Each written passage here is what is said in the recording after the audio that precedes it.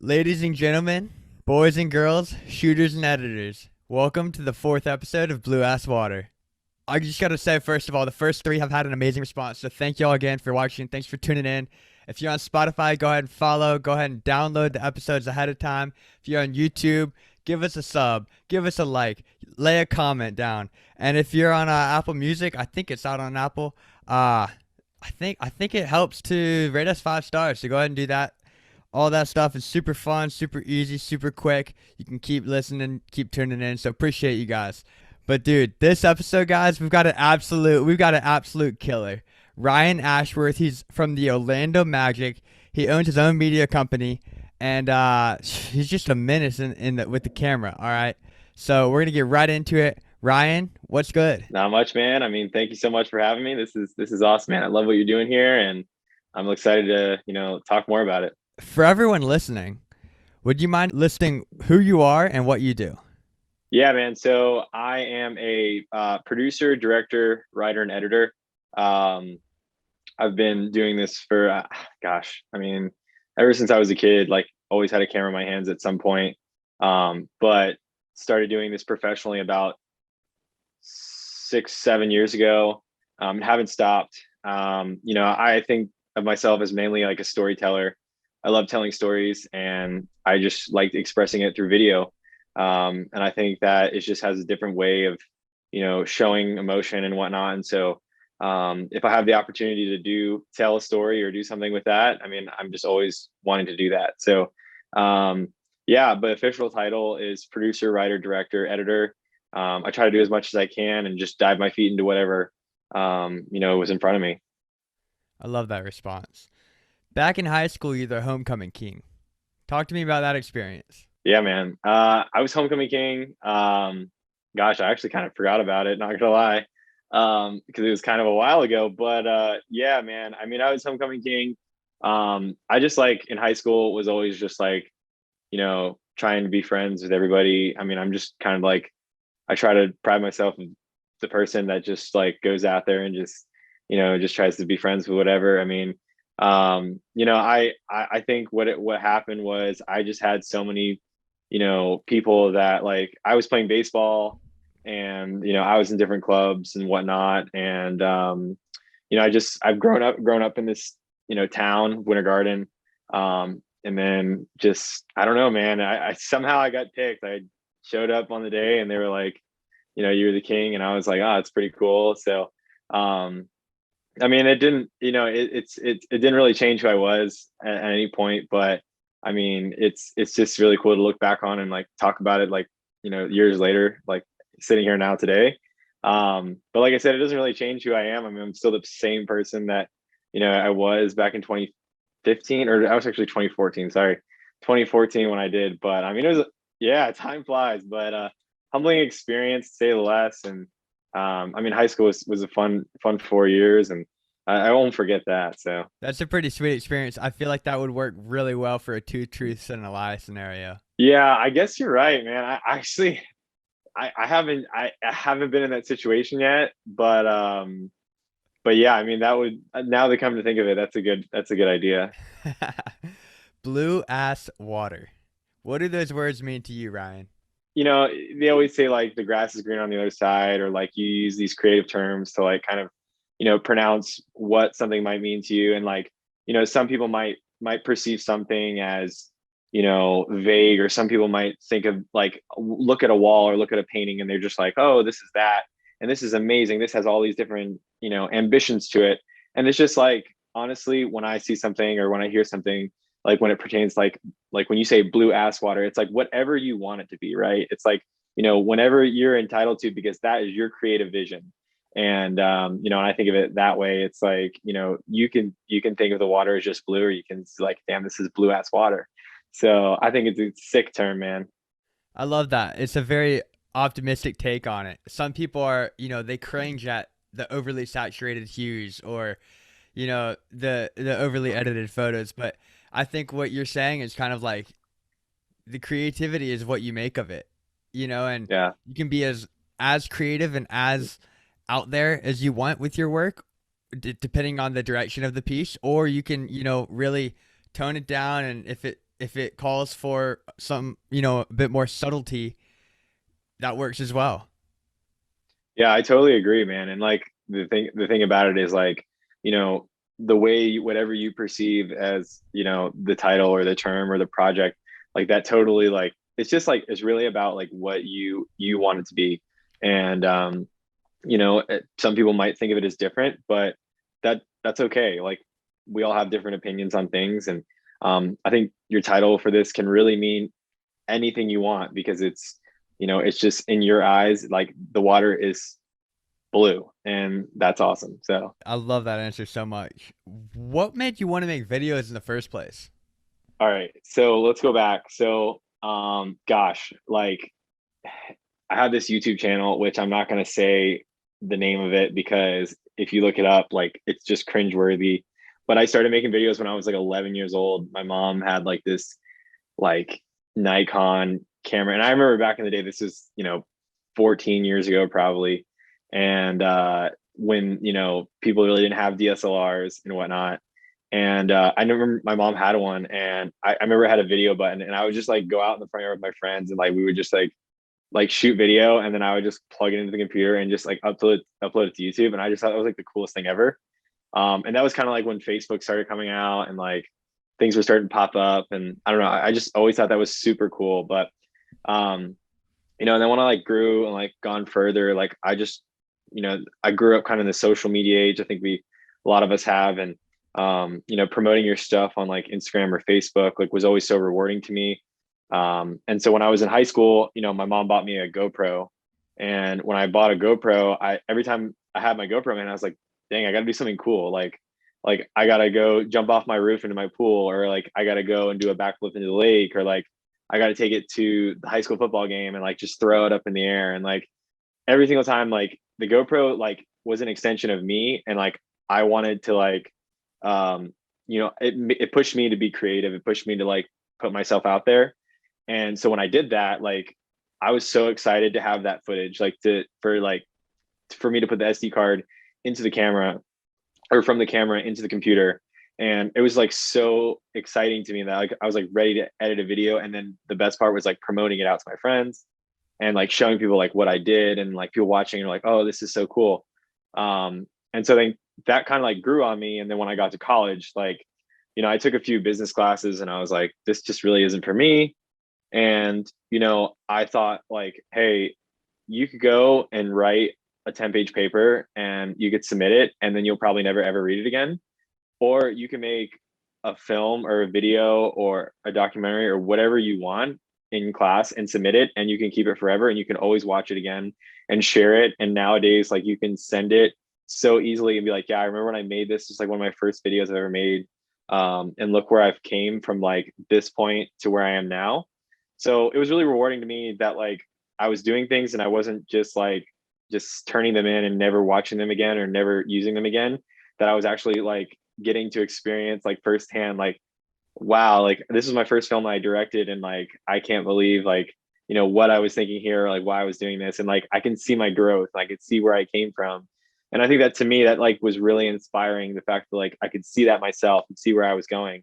And then the next thing was like that my friends and family were so interested in like what I had going on, and also were interested in that. So that kind of like took me to like where I was at. And like I always felt like if I can make a living like doing what I love and like showing people that like I'm a storyteller and whatnot, I mean, like I'm gonna try to do it. And that's where it's taking me, honestly. I love that. That's sweet. So, who were some of your biggest inspirations when you were first getting started? So a big inspiration of mine was Abe Kislevitz, who is the GoPro guy. Yeah. He's like the director of marketing, and he like runs all the GoPro stuff. He was a big inspiration of mine because like he was I think he was an engineering major at USC, and he like just like liked shooting snowboarding videos with his friends. And then that kind of like turned into like him just like pushing himself and putting himself out there. And now he's like full-time like filmmaking and like working with brands, and doing stuff like that. And I thought that like he was a big inspiration for me. Have you seen his video from I think it was when he went down to Baja, Mexico. He got that yellow almond surfboard. Yeah, That's yeah. the one I found him from, which was only like a year ago. So you've been following him for like a hot minute, huh? Yeah, yeah, dude. I've been following him since, gosh, like I think I want to say like 2011. Wow. Yeah, he's got stuff like he still has stuff on YouTube. Like if you go back to it, like he has like USC snowboarding team, and like him and his snowboarding buddies like would go up to like Lake Tahoe or somewhere up there in California. And that was like GoPro at like its earliest stages where there's like no stabilization, like the image is really crappy. And they would just like take it and like they would just shoot. And like it's so funny to see nowadays like how GoPro's evolved, and like people who are like the creative like in the outdoor adventure world have like they've increased their production because of that. And I think a lot of people have, Abe and GoPro to thank for that. And so, that's that. I think that he's been really cool. I've even like DM'd him a few times and like, hey, can you watch my GoPro video or whatnot? And he like sends me back like yo, that's dope, man. Like glad to see you're using this and the max lens like into your advantage and stuff like that. And so it's cool to like reach out to them and have like on like a an Instagram DM basis kind Of of thing. course. Yeah, that's so Yeah. sick that he's willing. I always enjoy when other creatives that are, maybe a little bit further than us in our careers or, are simply better than us at that point or something like that, when they're willing to look over your work and give you critiques, as long as you're willing to take it. That's a key. I see a lot of creatives that are coming up right now that don't take well to criticism. Yeah. And I think that's such a necessity to be able to learn and understand, like, listen, people aren't ragging on you. They're not hating your work. Most fellow creatives are stoked to meet another creative, Yeah. and just because it's another like-minded person. And so some of these creatives coming up right now, people not might give them constructive criticism, but they take it as a knock. They take it as like, yo, why you hating, dog? And it's like, nah. They're just trying to, give you an idea of how you might be able to alter something for next time or tweak something to make it a little better. And you don't have to take their advice. You can take it or leave it. It's up to you at the end of the day. But just nod your head and say thanks. Yeah, no, absolutely, man. I mean, you're totally right. Like you definitely hit the nail on the head. And I mean, like, so for instance, like I have this one friend I went to high school with her, and then she went to NYU Tisch School of the Arts, and she's in New York now. She's killing it. She's doing an independent film, and she just actually produced her own independent film. And she like posted on Instagram and stuff, and like I just like took like 30 minutes to watch it. And then like I sent her back some notes. I was like, hey, like I loved this. I loved how you did this. Like this is super creative. And she replied and she's like, thank you so much for watching. That means a lot. And then she was like, do you have any like constructive criticism? And I was like, you know what? That's so awesome that you think about that, because that just tells me that you're trying to get better yourself and see it from my creative vision, like what I would have done or something like that. So I sent her some things like I thought were really cool. And then I sent her some things that I was like, hey, I think like I would have done it this way. Doesn't mean it's wrong, but I would have just done it this way, or I think that you could have done this way. And she was really appreciative of that. And it was really good to see that, she was accepting that and she wanted that. And I think like she's definitely taking that. And I mean, I'm not perfect by any means. I don't know. I don't have the rule book of like filmmaking, but like at the same time, like there's just things that like I feel like if I could give you some, criticism, like, you know, I would hope that, you're like, oh, I understand that. And same thing for like other people. Like if there's something that like I can do better, like I always want to learn how to grow.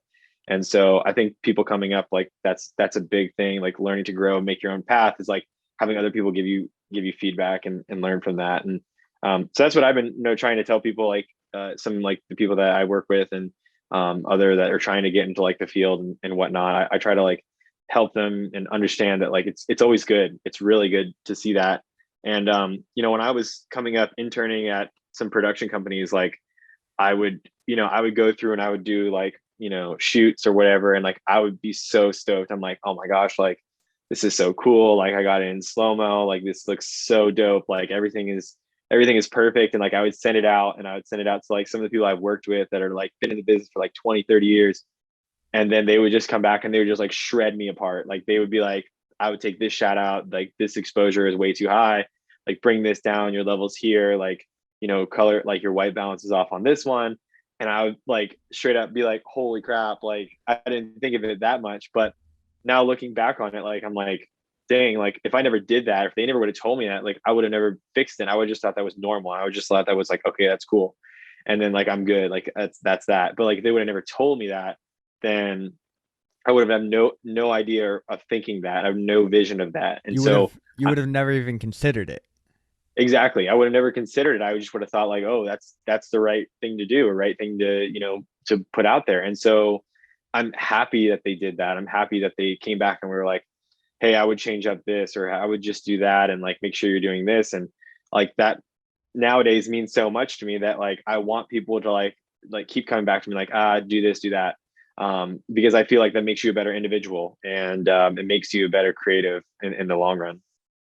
I think that's such a good point. And to play devil's advocate, I suppose, kind of the flip side of it too is if you are someone who's giving advice to fellow creators, make sure you include, like, make sure you gas them up a little too.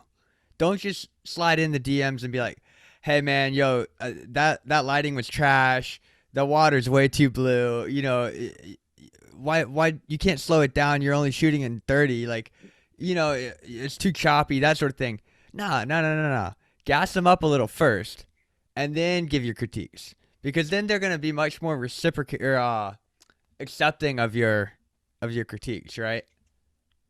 Yeah, no, I totally feel that. Like you definitely want to hear like, in the first place, like, oh, this was such a cool shot, and I like your title, I like how we did there, and then like, hey, if I'd say like, there definitely is a way to say it, if that makes sense. Like, there's Mm-hmm. definitely a way to like, tell people like, it's not just like, hey, don't do that, don't do this. Like, there's definitely a way to say it. And I've had people like before that have just straight up told me like they don't say anything good. I mean, it's more just of the bad, and then I'm like, oh, I did a bad job.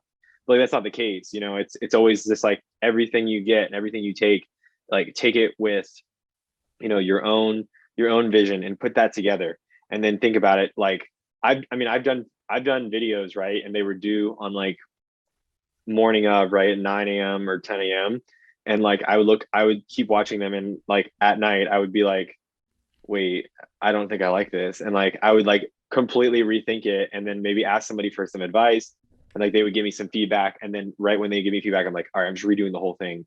And I just start from scratch. I start a new sequence and I just redo it. And then I look back and I watch both of them like, all right, which one do I like better? So I mean, like, just take everything, with your own vision, with your own process, and like process that. And just take a mental note of what you believe in that, and stick with it, and just keep going. And then like ultimately, like the more you get and the more feedback you get, and the more you learn, is the more you're going to grow and become a better individual, like I said. Great advice. So while we're on this topic, Ryan, what's a creative mistake you've made in the past that nowadays you just cringe at? You would never dare make it again unless it's like wildly intentional.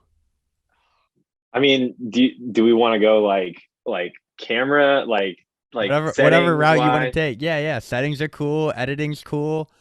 Anything on set.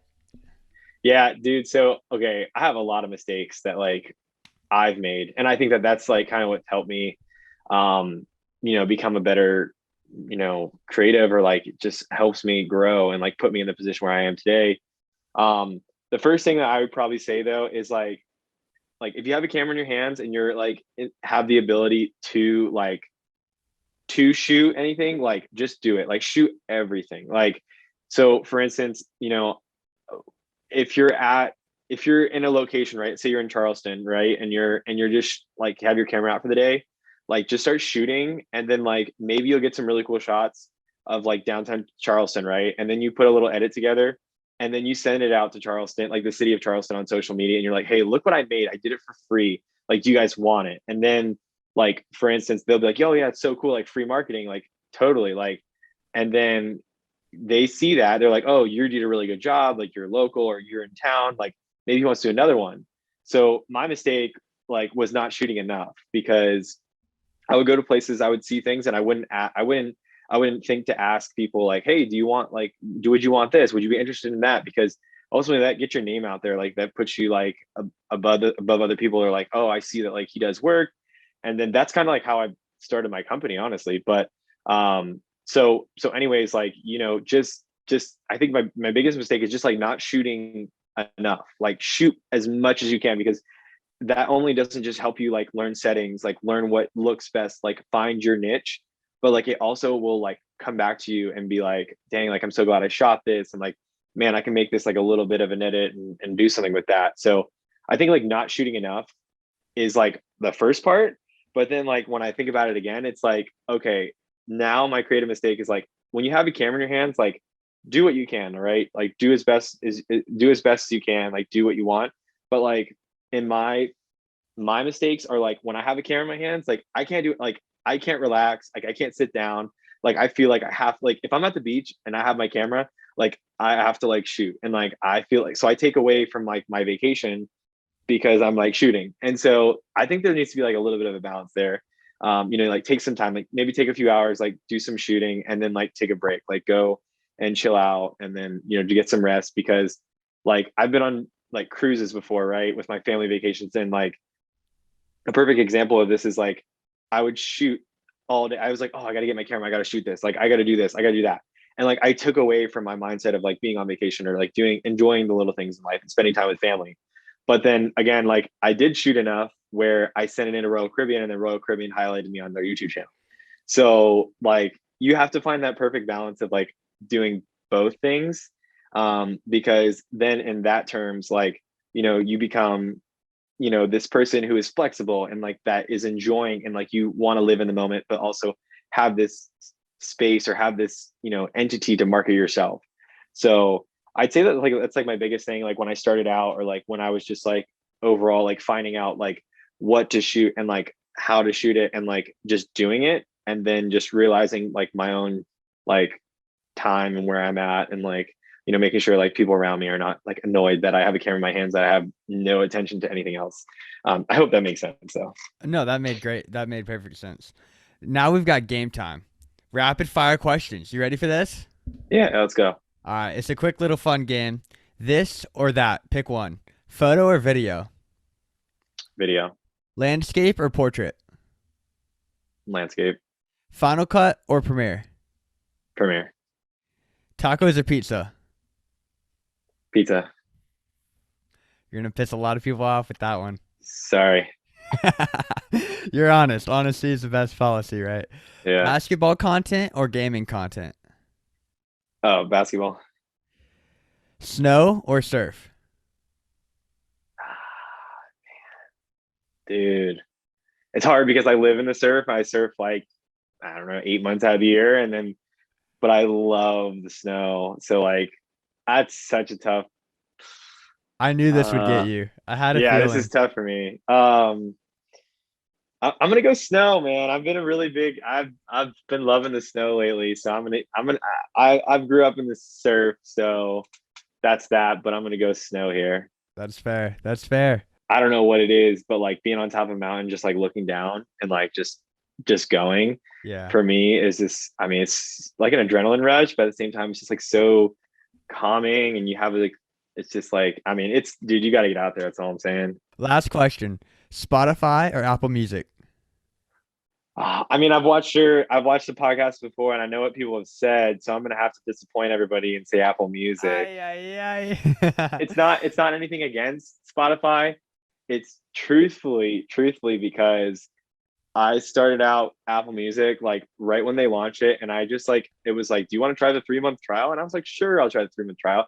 And I put my credit card in, and I never looked back, and I just never have ever. And honestly, dude, like, I don't know how, but I was still skimming off of the student discount for like $5 until like 6 months ago. I'm doing that right So, now for Spotify. okay, I yeah. don't know how. Yeah, I don't know how I did it either, but like I had Apple Music for like almost 6 years, and I was still like just putting in my old student email, Yeah. and they were like, "Yep, you're good. Yeah, you're all good." And I'm like, "All right, sweet. I'm going with $5 a month." So like, I if I ever gave Spotify a look, like I know I would enjoy it because I know they have really cool playlists and everything. But I've just honestly always used Apple Music. I enjoy Apple Music. It's just there. I use it daily, so that's why I picked it. Here's the reason, in my eyes, why the conversion rate from one to another is so low. You can't transfer a playlist, Yeah, and playlists are everything. Like yeah, the playlists you have, they mean something to you. Like they go deep, don't they? I feel like we can all relate to that. And so you can, and if you could transfer a playlist from Apple to Spotify and vice versa, I think you'd see a lot of people switching. I don't know from who to who, but I think there'd be a lot of back and forth. But yeah, I mean, the fact that you can't just easily, throw a playlist right over kind of makes it difficult, doesn't it? yeah, dude. And I've even said this too, because like I have a bunch of friends that are on Spotify, and like my sister's on Spotify, and everybody's like, "Oh, switch." When I was like, "But I have like 10 different playlists." Like, because I literally listen to everything. Like, Same. it, literally any type of music. Like, I'm listening to it. It just depends on my mood, and so I have like 10 different playlists, and I was like, dude, like if I could do that, and like I would have my playlist back, like, yeah, I mean that would be easy, but unfortunately I don't, and like I don't know. I don't want to go through all that time like doing that when I'm already like have what I have. You know what I Of mean? course, of course. So Ryan, you've been working with the Orlando Magic for about 2 years now. Is that accurate? Yeah. What's been your Yeah. favorite aspect of working with them? Dude, honestly, working with the Magic has been awesome. Like, you have all this opportunity to like kind of do what you want. My favorite aspect is just like the the constant go of the NBA. It's like, you know, on a daily basis, like even in the off season, like there is always something to be said. There's always like something going on. And I think that that's super cool that, you can, take something in the off season and, try to shoot that or edit that and promote it into the in season and whatnot. So I think the coolest part is just like the run and gun of a daily life of a creative in the NBA. You every single day you walk into the doors of an NBA franchise and looking to do creative work, like you have no idea what you're going to get into. Like one day you might be on a shoot with Markel Fultz, and you might be sitting in a Chick-fil-A drive-through, like waiting for him to order. Or the next day you're on this big shoot for this corporate partner who's putting millions of dollars into the NBA.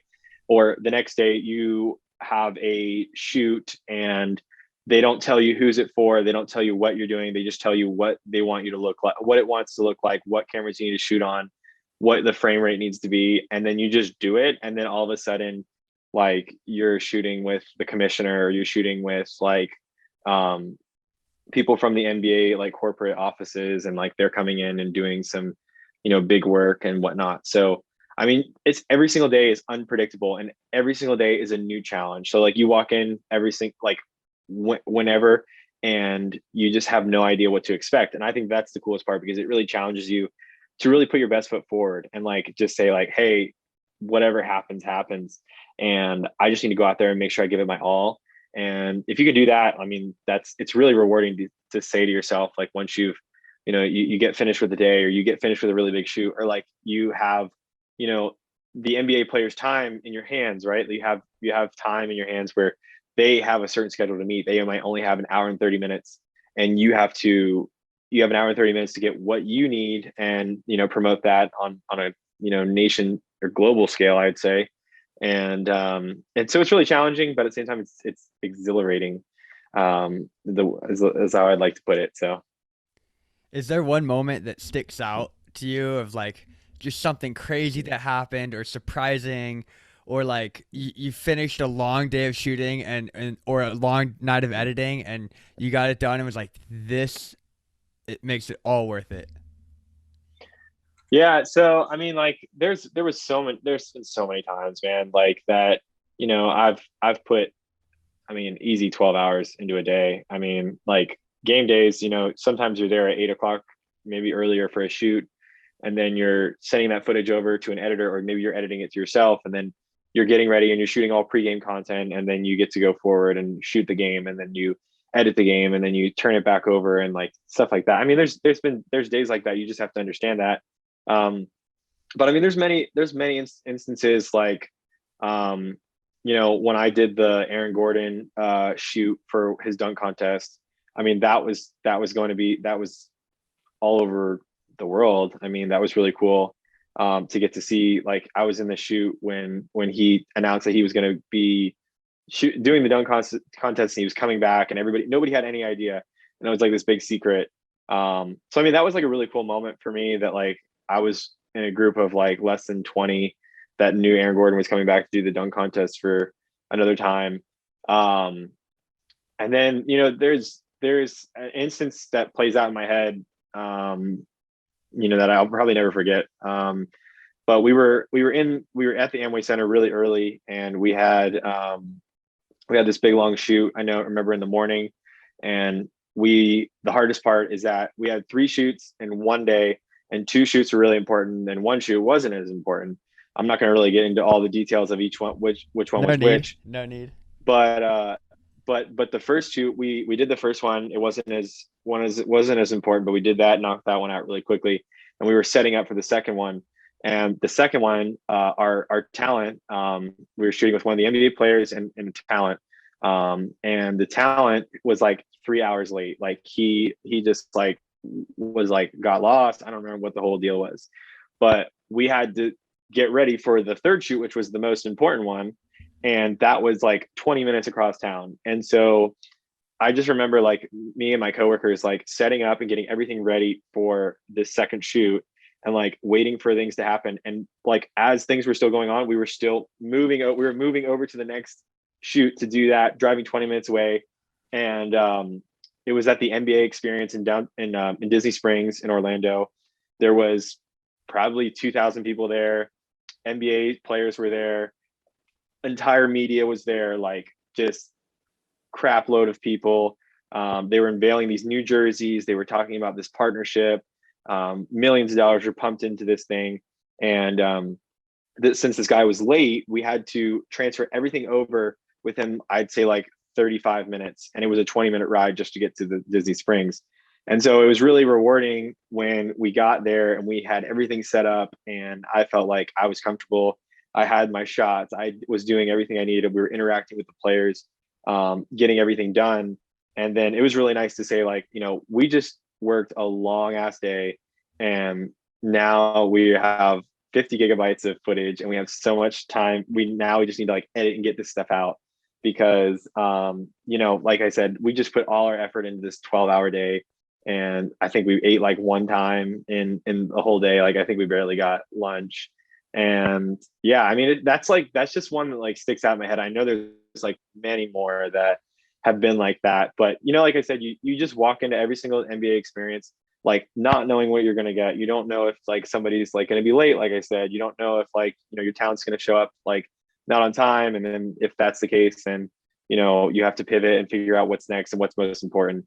So I think, like I said, every single day is a new challenge. You just never know what you're going to expect. And that's the beauty of it. And like, you just work with what you got. As long as you're giving 110%, like it's going to come out great. So Talk to me about working with Magic Gaming, how that is similar to the type of content, like how the content for Magic Gaming is similar and different to the content that you make for Magic Basketball. yeah, dude. So I didn't really know much about like I didn't know much about esports, because I've never really played video games growing up. I never really was like in the esports, like that space. So when I jumped on with the Magic, like I didn't really know much about it, but like being on the forefront of Magic Gaming and like being on the head of, the content there, and like making sure that like all production was just as good and just as crisp as what the NBA we were pumping out with the NBA and the Magic side, like it honestly is becoming such a big entity itself. And it's incredible to see like how far it's come. Magic Gaming and esports in general really is pumping up. Like I think our game last night had like 30K viewers. And like live Magic basketball games, how many viewers do those get compared to gaming? Yeah, it's like, I mean, you could like talk into like, you go into like the Bally Sports or like Fox Sports, like those numbers. And like, I mean, there's probably, few, I don't know if there's like 100,000 or like 50,000. I don't know, depending on the game, like how many people are like watching that. I mean, in the arena, we get, I think there's 27 or 28,000 fans we can get if we pack the entire stands. So just imagine tuning into the gaming content or the gaming streams. Yeah. A full arena, yeah. Yeah, even in most like Magic games too. Like I mean, we get close to full capacity unlike a regular like day, right? Like in non-COVID, like we get like close. I don't know if we ever fully sell out. Sometimes like the Lakers are in town or the Warriors, like we'll get close to selling out. But most of the time I think we're right around like 18K, 19K, which is really cool. But like you said, like esports is on the come up and like they're seeing that. And I'm realizing that myself is like people will watch all over the world, just like these esports tournaments and people to compete for millions of dollars. Um, and so like I'm learning that like slowly and you know like I prided myself with taking the production as high as I can because like I said like if you start now and like you set the tone like it's only just going to go up from there and so if we keep and make sure that the NBA 2K league and that production is just as high quality as the NBA side I mean like things just only look bright and it's interesting to see because like NBA is certainly a startup in my eyes and so you can really go wherever you want with it. Like you really have this entire opportunity to do what you want and try to just be as efficient and creative as possible. Does every NBA team have their own esports team? Yeah, so it's looking like they're trying to. They really want to. They're pushing. The NBA 2K League is really pushing to have full participation with each team. Right now, there's not. I believe there's 24 out of the 30 teams.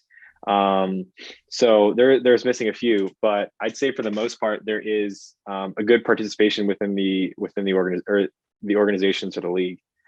That's great. And do each of those esports teams have production teams like yourself? Yeah, so I'd say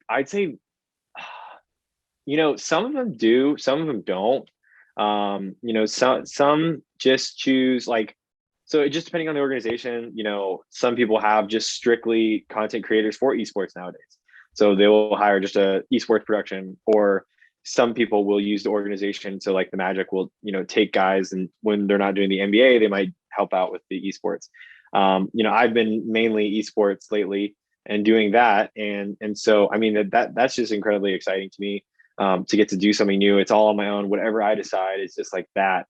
So I mean, it's a little bit of both.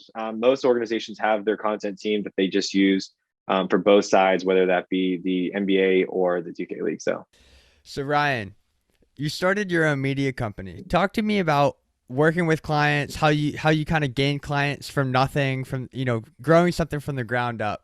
Yeah, man. So you know, I started this company when I was in college.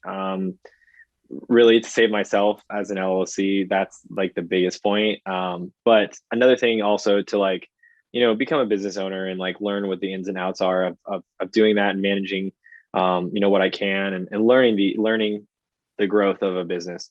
Um, so I'd say, you know, the thing about it, and I mentioned this before, it's just like try to shoot as much as you can, like try to be as creative as possible, but don't be afraid to reach out. Like what I've learned, and I'll give you a perfect example here is, um, you know, I purchased a new snow jacket last December. I purchased a new snow jacket for when I was going snowboarding.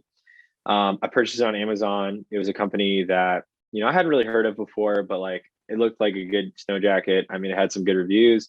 So I just bought it and I wore it. I went snowboarding in it. I took some, obviously I'm taking videos because I'm like, I have my GoPro with me. So I'm taking videos.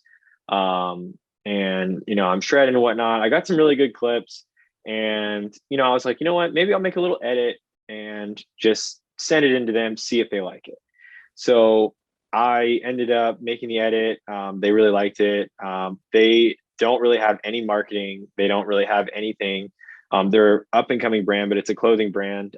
They do all outfitters, like any kind of like camping, hiking, snowboarding, surfing, like running, working out, like anything to do outdoors. Like I'm actually rocking them right now.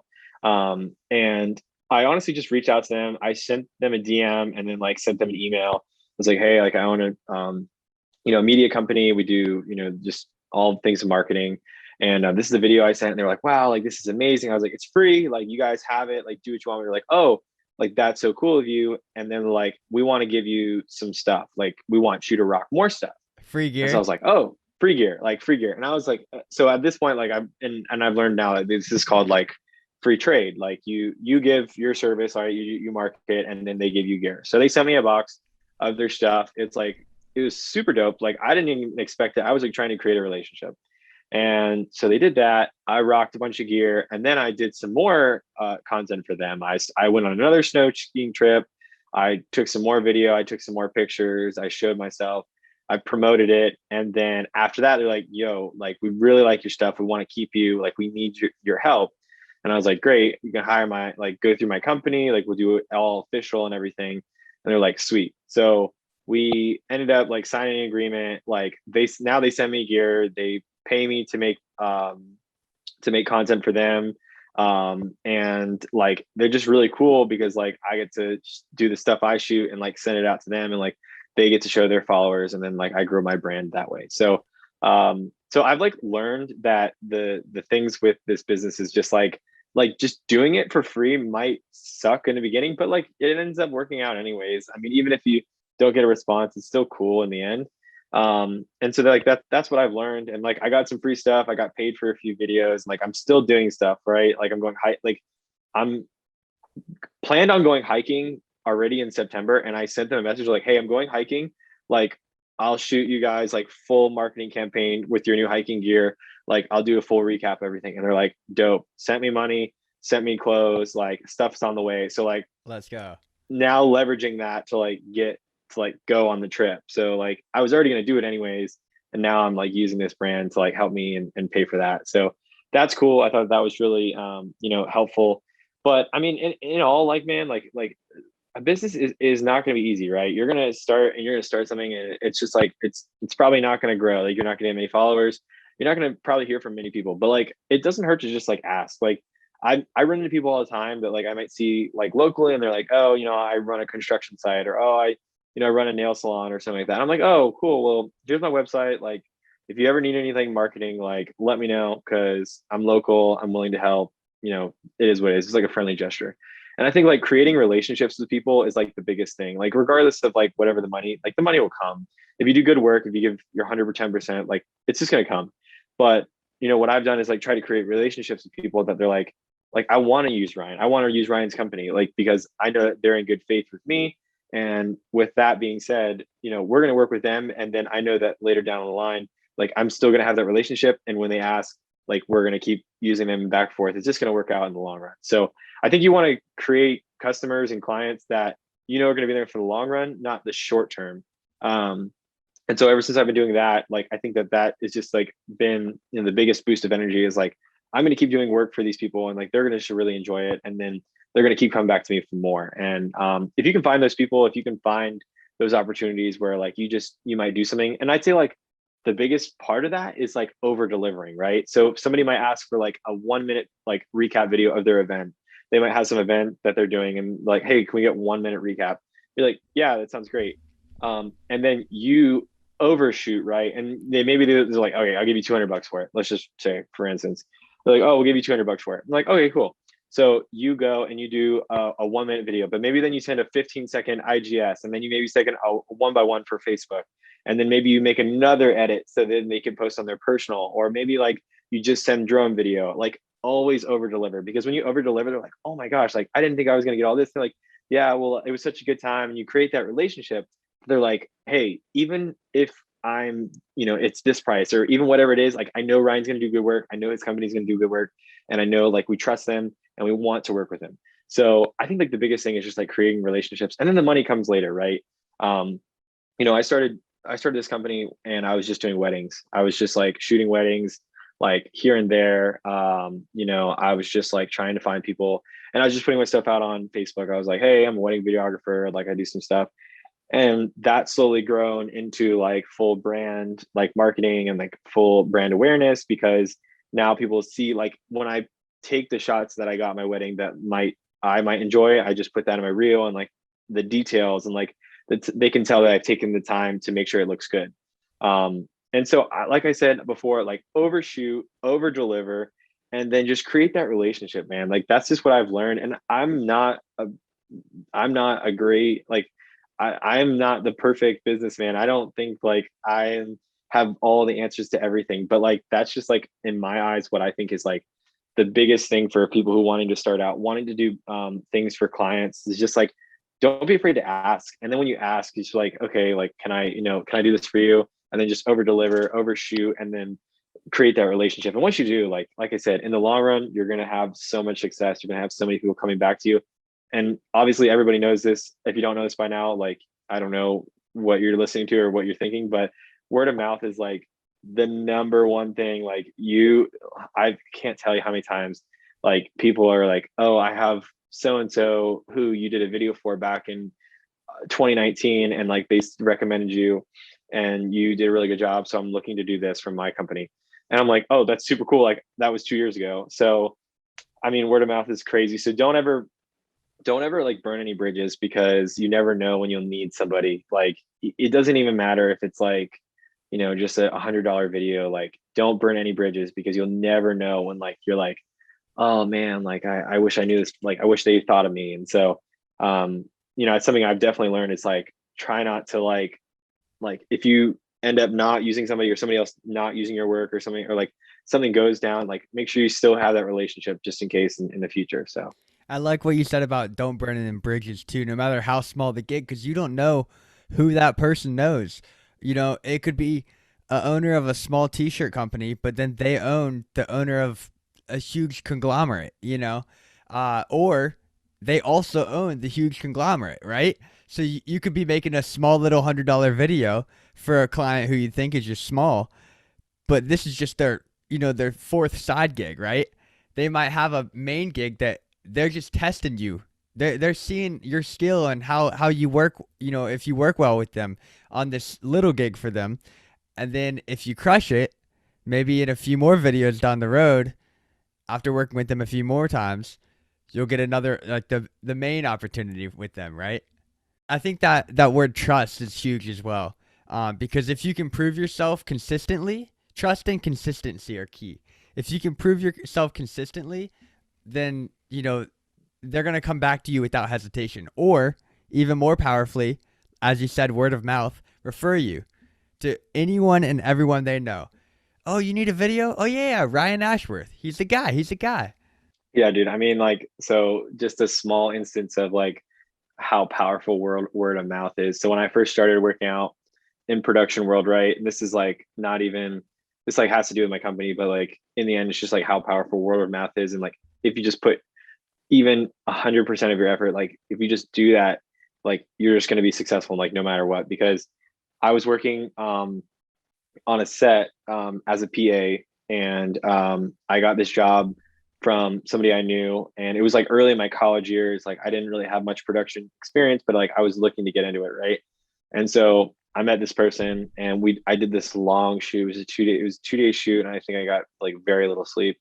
And it turned out well, but I like put 100% effort into it, and it was like, okay, great. And then the executive producer on that show knew who I was, and then he took me on to another commercial that we did, and that was like a week long shoot, and like there was some really big names in the commercials, and I got to do like some more hands-on stuff, and I thought that was like super sick. And then I was talking to some other people on set, and like we were working together like for this commercial, and I was just like putting my name out there. I was like, hey, if you guys need anything, like let me know, whatever. And so then a few weeks later, I get a call, and there's this lady, and she was like, hey, we're looking for people to help on assistant camera operator, like help with this TV show that we're doing. And I was like, do you mind if I ask? And we're like, yeah, it's called Impractical Jokers. If you've ever heard of it, like we're looking for people to like help out and stuff. And I was like, oh yeah, I know what Impractical Jokers is. Like that's super dope. And so that's like literally just by like a 2 day, like really small shoot that we did like in this garage, like that was like long, and I hate it. Like I didn't like doing it, but I knew I had to, and I gave my 100% effort. And then that led into another job that was like higher paid, like more production, higher. I was hands on everything. And then that led to me doing Impractical Jokers.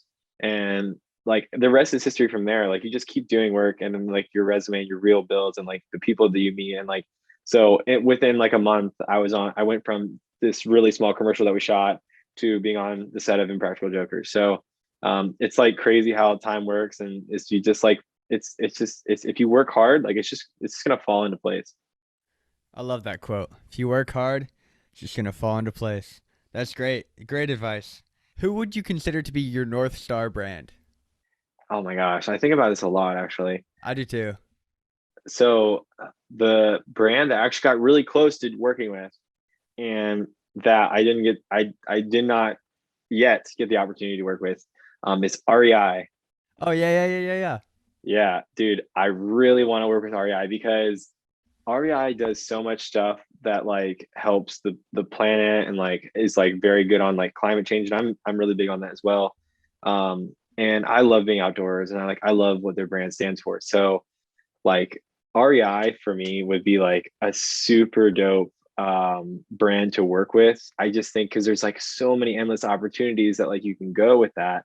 And and so we actually, it's a funny story, but like a friend of mine and I, we shot a demo for like what would be like REI, right? We were bored one night, and we took our cameras out and we just started shooting, and like it looked really good. And so we sent it out. We sent it out to like some people on LinkedIn, and like we just showed them. They're like, "Oh, this is dope."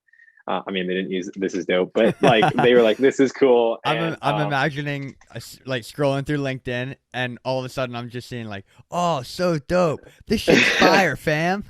yeah, no, no, it wasn't. I mean, it wasn't necessarily like that, but um, so they, we got really close, and then there was just like at the time, like it was no like it just wasn't the need at the time, I guess. And so but like that would like that's like a big brand. I really want to work with brands that like are not just like out there. I want to work with brands that are more than a brand. And so REI is one of them. If I ever got the chance to do that, I mean, like I would totally in a heartbeat would have to say REI. I think the term more than a brand is really good, like a standard for a North Star brand for people. Because yeah, you could always work with brand A or brand B that they're cool. They make cool stuff. Maybe you love them, or someone you follow is like really into them or something works for them. Who knows? But more than a brand, making a positive impact, whether that's on the environment or people or society as a whole, or just a positive impact in general, I think is really important for a North Star brand for someone. And with that being said, I think that that's becoming more and more of the standard for brands these days. Brands are really realizing that to really have the most amount of success and give themselves the biggest opportunity for success, they have to have a positive impact on society and on the planet. So many brands are doing anything and everything to be able to slap that sustainability sticker on, which is a good thing. But having that vegan sticker or sustainable or recyclable, whatever it may be, whatever little sticker it is that they want to be able to throw on their product, brands are realizing more than ever these days how valuable that is, because having one of those will catch the consumer's eye when it's on the shelf or on the internet or whatever it may be, and the consumer will be that much more likely to be like, yeah, I relate to these guys or girls or who, whatever the brand is. I relate. They stand for what I believe in too. Yeah, I'll say this. I was in a client meeting not too long ago, and the question that was asked was, how can we stand out? And that's basically, I'd say like 90% of brands that you work with are like always asking like, how can we stand out? And I think it's your job as a creative to figure out how they necessarily can stand out, and you find that through the storytelling process or like whatever creative vision like you're doing that might change the public's perception on this brand or on what you might think about when you see this brand. So I think that's like a big question, and for anybody who is going to get in and like wants to be in that client room or wants to be in the boardroom when they ask and they throw down the money and they say, this is what we have. This is like, it's just like, that's what you need to think about. Like, how can we stand out? Like, what can we do differently here that we haven't done in the past? And how is that going to affect our brand in the long run, and essentially what is the image going to look like. So it's a lot to think about, and most people don't really think about that, but I'll tell you, like, firsthand experience, like that's the question they're going to ask, like, how can we stand out? All right, Ryan, let's switch it up. You're working on a documentary, or you're about to start. Yeah, so I can't really disclose a lot of the details of the documentary right now. There's a rough title going around, but I don't even want to. I can't really say it right now. Don't risk Um, it. Don't risk it. yeah, I don't want to risk it yet. But yeah, the documentary is coming up soon. A lot of really cool stuff to go into it. I'm really excited to jump on board and start doing it. But the pre-production for documentaries are incredible, man. I mean, like it's you have to go into every single day like thinking that you're wrong. You have to literally jump into this idea or whatever you might be doing, and like every single day just say like your idea is wrong, and you have to figure out how to fix it or how to make it, because essentially that is what, when somebody's going to watch, like they're going to be like they want to see how you've correct, like the problem is corrected. And so as a filmmaker or as a creative, you have to go into every single day in the process that like everything is wrong, and you need to make sure that in the public's eyes it looks right. So it's definitely difficult. The pre-production phase is, in my eyes, the hardest phase. I think if you've done so much pre-production, like on the front end of like the working the title and story arcing every single moment, and then coming up with the list of people that you want involved, essentially how it's going to look, from the colors to the aspects of each and every single shot. I think that like the next part is just the fun part. It's just like getting out there and shooting and then editing and like putting everything together. It's just like so, I mean, that's why we're creatives. That's why we do it, is because we put in that hard work, and then we just get to have fun doing and going out every single day and just learning and growing on something that you might not know about, and then you hope that other people enjoy that just as much as you do. So yeah, like I said, I can't really talk too much about it, but a lot of details to come here in the next few months. And then definitely, when the title is finalized, I think there's a lot of people not just me that get to pick. So I don't want to be the one who says and then things go change around and whatnot. But I think in the next few months you'll definitely see a lot more, and where it lands, and then definitely looking to submit to festivals and other as much as you can. I think for anybody listening to is like, don't ever sell yourself short. I have a thing that I say to myself every single day is like, never settle. Like, I don't settle on anything that I do. Like, if I go into a project and I just say like, oh well, I made it 5 minutes and it looks pretty good. I mean, like, I colored it a little bit, but like it looks all right. Like, all right, that's cool. I'll just send it out. Like that's just not me. Like everything I do, I like give it 110%. So like, I think for anybody listening, like, don't ever settle with like just average or whatnot, because at the end of the day, like, you don't want to regret something that you like wish you could have done, and like, oh, I wish I would have done this, or I wish I would have done that.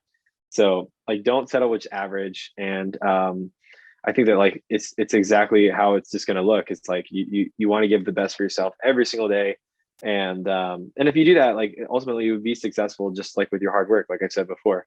And so that's where we're at now. It's just like every single day that we go into it, or like every single day that we come up with this idea, or like some kind of script or some kind of idea for it. I mean, like we just go into the fact that like we're wrong, and like, let's just try to fix it, and let's see how we can change that and make that narrative a story, or make that story like pop. And then from when it goes from there, like we'll just see what happens. But a lot more to come there. Like I said, I wish I could talk a little more about it. I don't have all the details yet either myself, so I don't want to say something and then it not be true. So No sweat, no sweat. I want to touch on something you mentioned that could be confusing to some people, is that the hardest part is pre-production. That's if you do it right. If yeah, you don't pre-produce, the hardest part is either going to be production or the edit. But if you yeah, pre-produce properly and thoroughly, that'll make, like you said, the production be a blast, and then that'll make it so much easier on whoever has to edit it, right? So the key is proper pre-production leads to fun production. But if you don't thoroughly pre-produce, production could go awry. Is that clear? It's like, I mean, you straight up facts. Like, I mean, if you just go into a production and you're just like, yeah, we're just gonna shoot the crap out of it and like just see what happens, and then we'll like turn it over and try to edit it. I mean, in some aspects that might work, right? If I'm working on an NBA edit, like I might go out and shoot a practice and then just turn over and edit, and like it might look cool. But when it comes to like this bigger aspect of storytelling, when there's a lot of money that goes into it, when you're trying to put this out there into the public eye and on distribution channels where people are actually going to be watching on a grander scale. I mean, we definitely have to make sure that you're pre-producing the right way. You make sure that everything is, in line with what the vision is, because then, like you said, you get into that production phase and it's like, yeah, we have this shot, we know need this shot, and it's not like, it's like, oh well, what are we going to do next? Like, where does that go from here? So definitely, if I mean, everybody's going to be in that, like, you might need to go get one or two more shots when you get into the editing phase. But I mean, if you, like you said, you do everything right in the beginning, like everything else just lines up and it's just like fun and it's easygoing. And I think that's the best part of my job, is just like, is just doing that and getting out there and then, you know, sending it out and feeling that, hey, I'm finished and what's next. So All right, Ryan. Time for gear talk. Why we love it, why we hate it, how much is too much. If you had access to whatever you could use, what's your go-to setup? most of the time, I'm taking the FS7. I'm taking a 50 millimeter lens, 85 millimeter lens, and then the 55 to 105 zoom lens. And then I have two ND filters that we use for the 50. And then another set, we take the A7S3 on the Ronin. That's been like a workhorse for us. And we use the 16 to 35, I believe.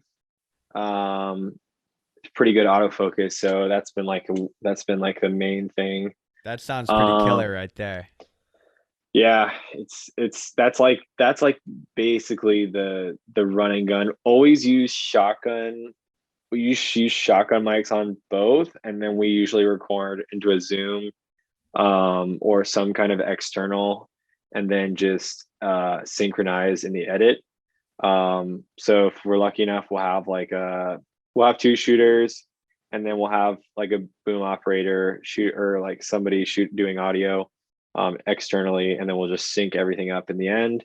Um, so I'd say that's pretty much the run and gun setup for us. We use like 128 gigabyte cards.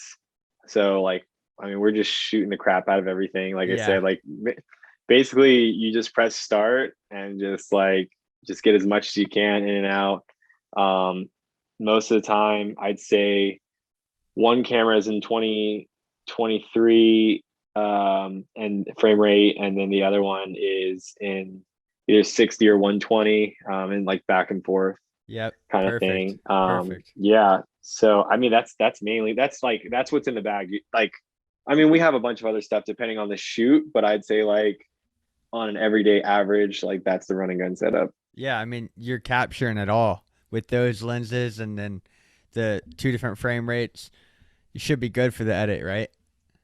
Yeah, and I mean, like during NBA games, like I know we shoot with the 85, and we just leave the 85 millimeter on because it gets great depth of field from where we're sitting. Ooh, yeah. And yeah, and so like most of the time we're using the 85 millimeter. Usually comes out pretty great, and we shoot on 120. Sometimes we shoot 160. Sometimes we shoot 60. For the most part, 120 though. Yeah, the 85 has been really good. But like most interview, like actually I'd say like 95% of our interviews are with the 50 millimeter. Um, and then like I said, the run and gun is just like whatever. The A7S3 I've been loving. I love the new autofocus on it. So yeah, man, that's pretty much it. How did COVID limit or or tweak your access like on the floor where you sit, and if you were typically using an 85 mil and now you're 8 rows back, are you gonna switch it up or? Yeah, so that's a good question. Actually, we're usually using the yeah, I mean like it does definitely does depend, right? And so, you might be using the 50 just because you like how the looks are if you're mainly on the floor. But then since we moved back and I haven't shot in a while since of COVID and everything. So a lot of my colleagues have been doing it. So lately it's been still been 85 or then move over to the 105, depending on like if we're a furrows back, right? We go back and then just see. I mean, honestly, it's dude, it's so trial and error too. It's like some days, like depending on where your seat's at or where you're located, like you might have to move back a little bit and just trial and see what that's like and switch out the lens. Maybe you need to run upstairs, get something else, come back down, and then switch it out. So it's just it's a lot of trial and error. But it's been different. I mean, COVID's definitely changed the way, like also too, like when we do interviews, like they've had us like 8 to 10 feet away. So then that obviously has like a big distance, and then like our boom pole, like somebody's holding it way out, and as we're trying to shoot around it and whatnot. So it definitely has changed the way we shoot things. Has there been an instance where you just totally fumbled the bag? You totally just you forgot to hit record at the start of a game, or like talk to me. Can you talk to me about anything like that? Oh, dude, I could go on and on. I would go the next 2 hours about every time I fumble the bag. I've messed up so many times. Like, but like I've said before, like the more times you mess up, like the more you always say like, oh, I'm never gonna do that again. Like, and then you don't do it again, and then that's that. And one instance, I was shooting. We had this big shoot, and it was a round table interview, right? And it was with the like the CEO, the head coach, president of basketball operations, an NBA player, and Not we had not the place to mess up. no, not the place to mess up, no, by any means. And I we had one camera on a slider, right? We had three cameras going, and two FS7s, and then I think we had the A6500, and we had the A6500 on a slider, and it was like kind of rounding the table, so it was like a real slow, like round the table, like so many lights set up, like this was like a huge production we were doing, and I didn't put the 6500 in 24 frame rate. I put it in 120. So I didn't put it in there. I never switched it back. So Right. I was shooting on the gimbal before and I was using 120, and I never switched it from 120 to 24. It probably looked So pretty sick. it did, but the problem was we really needed that as our establishing shot because that was our wide and it was like on the slider, and we needed that was our opening shot. Like when the CEO, when the basketball president operation, when everybody was talking at the beginning of the segment, they were looking into that camera. And that camera does not record audio because it's shooting 120. And since it's shooting 120, it's going really slow. So everybody's mouth is moving like super slow. And luckily, like I said, we always record externally. So audio wasn't a problem, but it does not look the same, obviously. It did look different. We had to cut away a lot from it. We had to use graphics to hide that. But every single time they would go to like the head segment, like when they were talking, they were always talking to this camera. And I did not put it in 24. I put it in 120.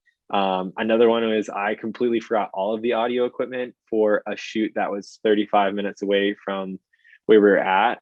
We No. had literally no audio. Like there wasn't any audio. So you just made a So cinematic like, sequence, yeah?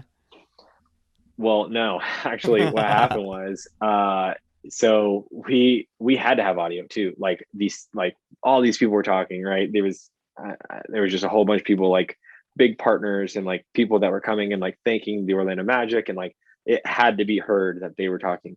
And we came up with all these ideas, like we'll just plug in externally for the XLR, we'll just like plug in externally to a mic and we'll just go straight in.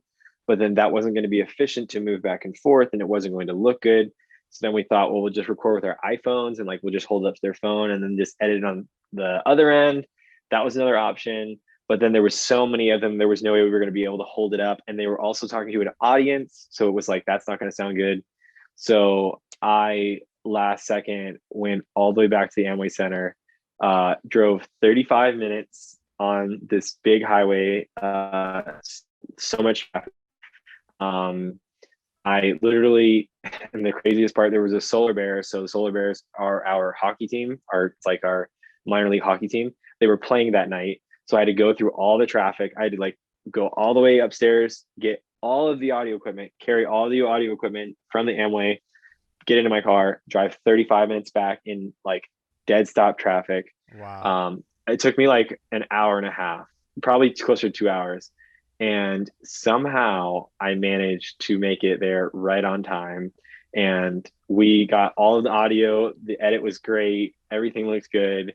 But I definitely wish I didn't have to go through that. And I definitely screwed up by completely forgetting all of the audio equipment.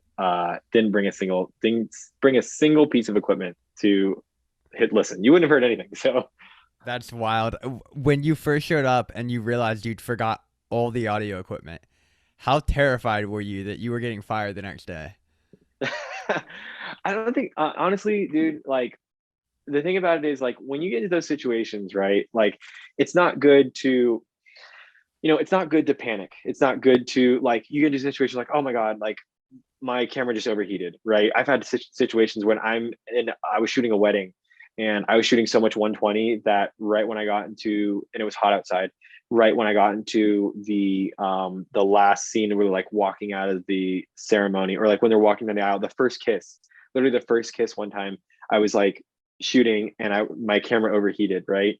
And it just stops recording. When you get into those situations, right, like where you just can't control it, like you just can't panic. Like you can't think like, oh my God, like what am I gonna do? Oh my God. Like you can't start thinking that way. Like you have to just like calm down and be a problem solver.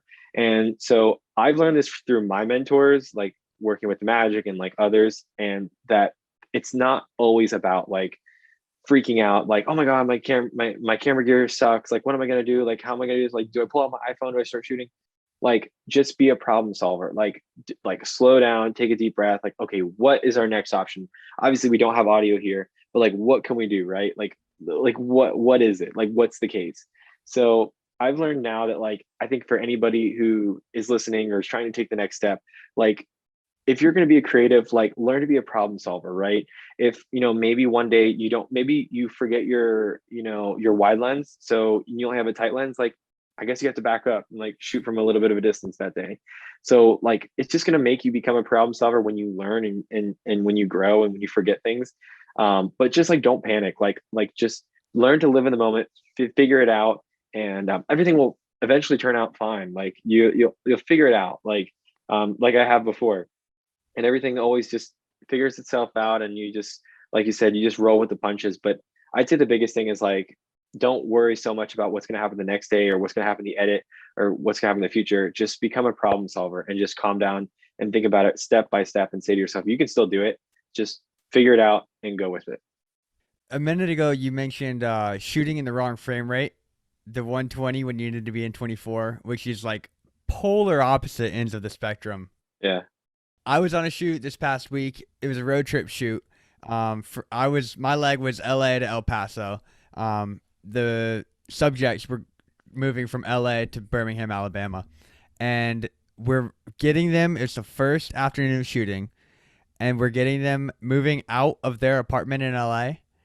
It's like literally similar to your story, kind of like the establishing scene, like the first scene you're gonna maybe see.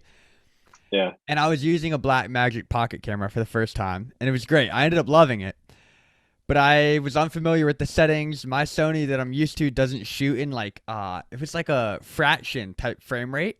So it ended up that I accidentally switched it to like 24/60 or something like that.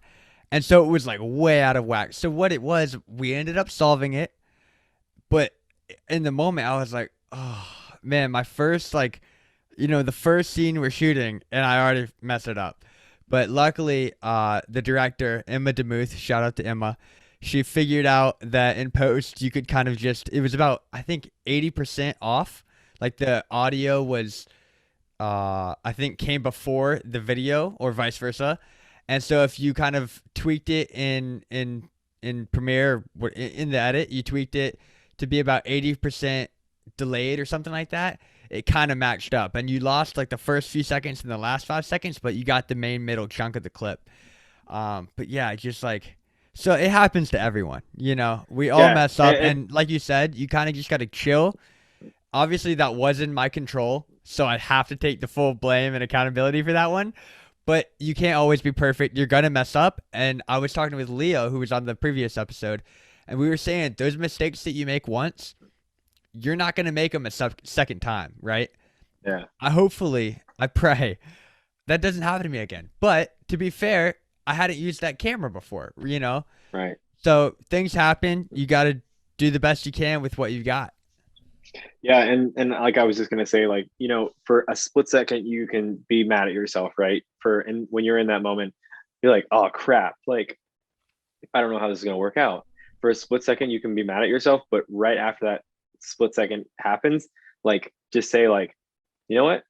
I'm just gonna roll with it. Like we're just gonna do it. Okay, let's go. Like we're gonna figure it out. Because like when you get into those shoots, right? You like your director or whoever you're with, like producing, like they want to see that you're confident. They want to see that like whatever happens, like we're not just gonna like freak out and flip out and like be worried about this the rest of the time. You want to make sure that you can just do it, and you'll be that problem solver, be that guy that's just like flexible and to do it. So I'd say for anybody who's like trying to like figure it out, right? Like be upset with yourself for like a very split second and then move on and figure it out and like just go forward with it, because you will overcome it. And like you said, like just say to yourself, hey, I'm not going to do that again. Like I don't plan on doing that again. And now you've grown and learned and figured out, hey, I'm going to do a few more shoots and make sure like test shoots before and make sure that it looks good and make sure it's everything I want. And then we'll get right into it. So you just learn and you just figure it out as you go. Like you say, it's trial and error. And you just don't let it happen again. Amen. Ryan, for fellow creatives and entrepreneurs coming up, what's one resource that you've learned a lot from, whether it be a podcast, a book, maybe a YouTube channel, or even just a mentor that you have in real life? And what was something you learned from it?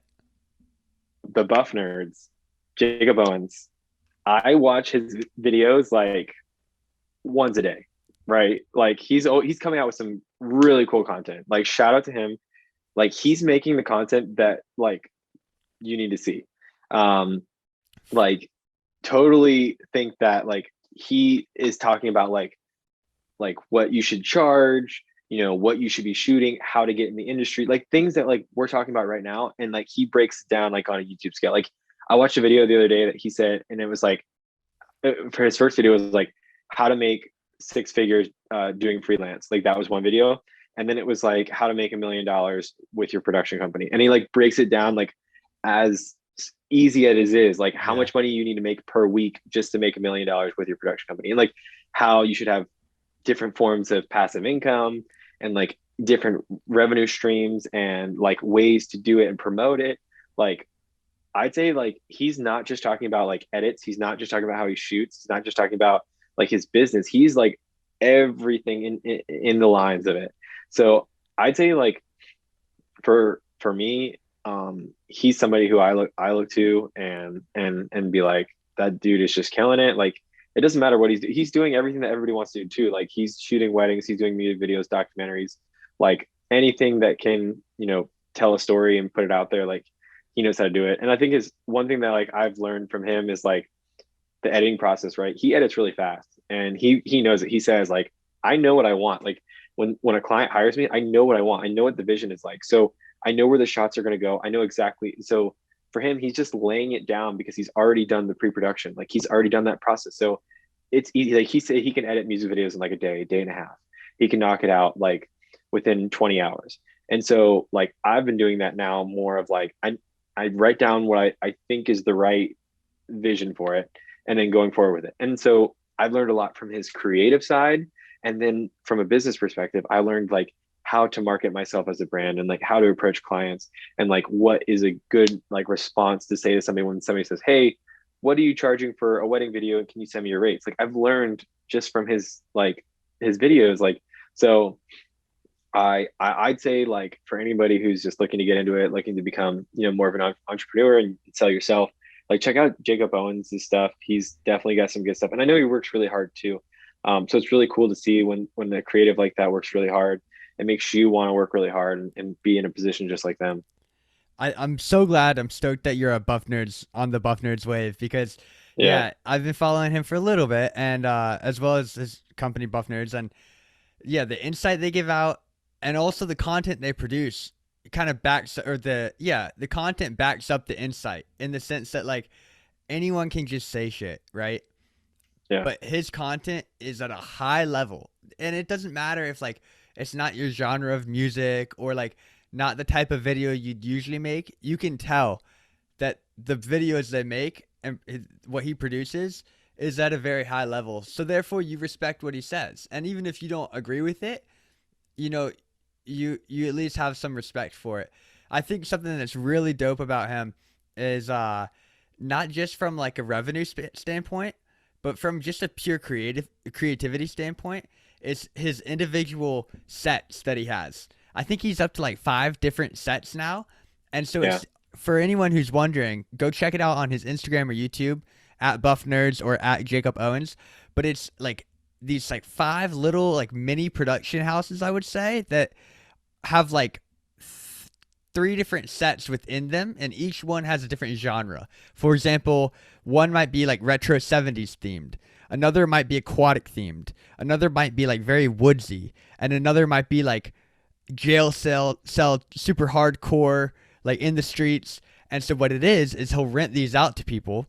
He gets revenue, his company gets revenue, and he rents these out to artists, other producers, videographers, talent, models, whoever it may be, any type of creative, anyone who wants to use it.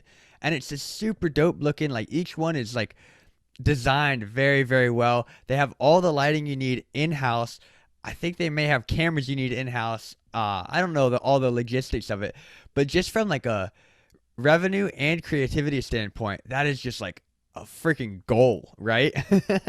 Yeah, dude, that's like ultimately like where every production company wants to be, right? They want to be able to, have assets for themselves where they can go out and produce things, but then also have people coming in to them to ask like for the assistance. And so I think he's definitely, and he's like a young guy, like I think he's right around the age of Yeah, 30. I was gonna say And he's only 30 something, if yeah, he's that. got to be Like, like, yeah, right. And so I mean, he's smart. And the other thing that I've learned a lot about him is like he doesn't even like some of his videos, like he doesn't just talk about like production. He's talking about like real estate and like he's talking about like how like so when he moved out of college, right, he didn't really have much money and he was like shooting on like a Canon Rebel T6i, like he was just doing like music videos for free and whatnot. And then he said like he finally got some money and like he bought a house and like he fixed up the house. And then from there like he like fixed the house up and then he sold the house and he made money off that and then he used that money to like put more money gear into his production company and then he made money with his production company and then bought another house and then bought another piece of property. Like the way he thinks is like in my eyes what I feel like a good entrepreneur should do. And like I said, just because I think it might be good, it doesn't mean that it's not for everybody. But ideally a big inspiration to me and why I just watch like a few minutes of each of his videos. Like I'd see like once every other day or every day. And I think that just helps me in my insights and what I do on a daily basis. I think I heard him say one time, and he says, if your Tuesdays and Saturdays feel the same, then you're doing pretty well. So mm, and what he means by that is like, if you wake up and on a Tuesday and you approach it like it's a Saturday or it's like the weekend, like you're doing pretty well. Like your life is, maintaining the steady, work hard, play hard kind of attitude. yeah, you're having fun Um, with it. You're having fun with it. exactly. So I think he said one time, he was like, if your your Tuesdays and Saturdays feel the same, then you're doing pretty good. So I think that's like a big lesson that I've trying to do is like wake up every single day with the same intent that I'm just gonna kill the day, right? Like I'm gonna do as much as I can, and if I can do it and I'm enjoying it, then like hey, that's all that matters. Wake up hungry and happy. Yeah. Love that. So, with all that being said, at the end of the day, Ryan, what's your blue ass water? If the shoot goes awry, if everything's going bad, what is it that kind of just keeps you going? That makes it all worth it. Yeah, man. I mean, honestly, like for me, what makes it worth it at the end of the day is just like, telling stories that people enjoy, like enjoy to see. And like, no matter if that might be, a documentary on a certain subject, or if it's it has to do with 2K, or if it's a wedding video, or if it's just a travel video for a small brand. I mean, like, whatever it is, like, if you're telling a story and you're impacting like somebody's idea in some way, like, to me, that is really inspiring. And to hear the feedback that people say, like, oh, I really like this. That was super cool that you did that.